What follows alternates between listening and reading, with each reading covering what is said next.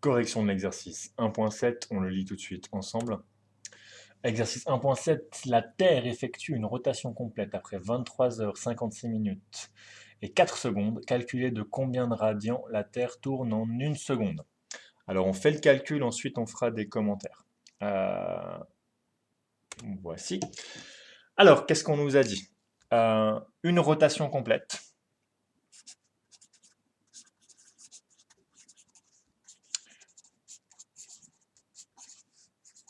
En 23 heures 56 minutes et 4 secondes.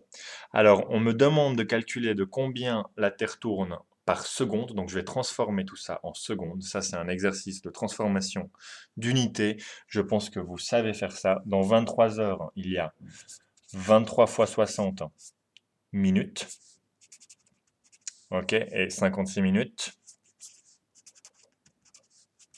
et 4 secondes.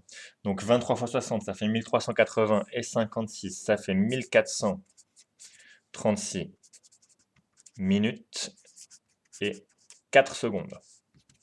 Ok, et 1436 minutes, je le multiplie par 60 pour trouver des secondes, et je vais en ajouter encore 4, et ça sera des secondes aussi. Au final, qu'est-ce que je trouve quand je fais ce calcul? 60 fois 1436. Je trouve 86 164 avec les 4 comprises. Donc 86 164 secondes. Très bien.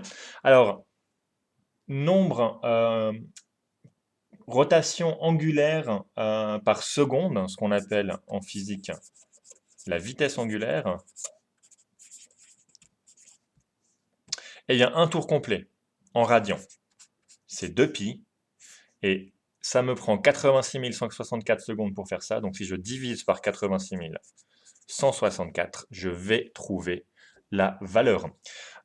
Et si je fais ce calcul, je trouve environ 7,3 fois 10 puissance moins 5. Et là, je vais mettre des unités radians par seconde.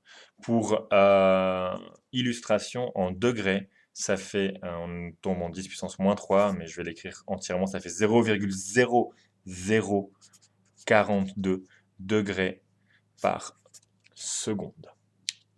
Alors, juste une petite réflexion sur cet exercice. Pourquoi 23 h 56 minutes et 4 secondes?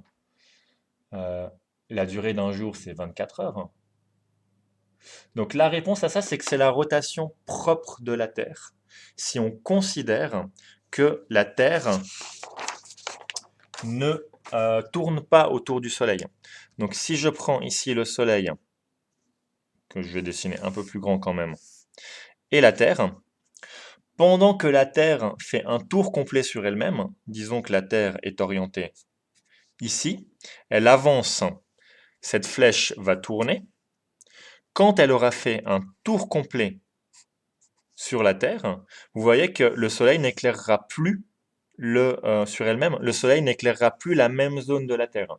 Donc la journée que nous on connaît qui fait 24 heures, c'est pas le moment où la Terre et les deux flèches sont dans la même direction, c'est le moment où les deux flèches sont dans la même direction relativement au Soleil. Et ça, c'est exactement une journée pour nous, vu du référentiel de la Terre.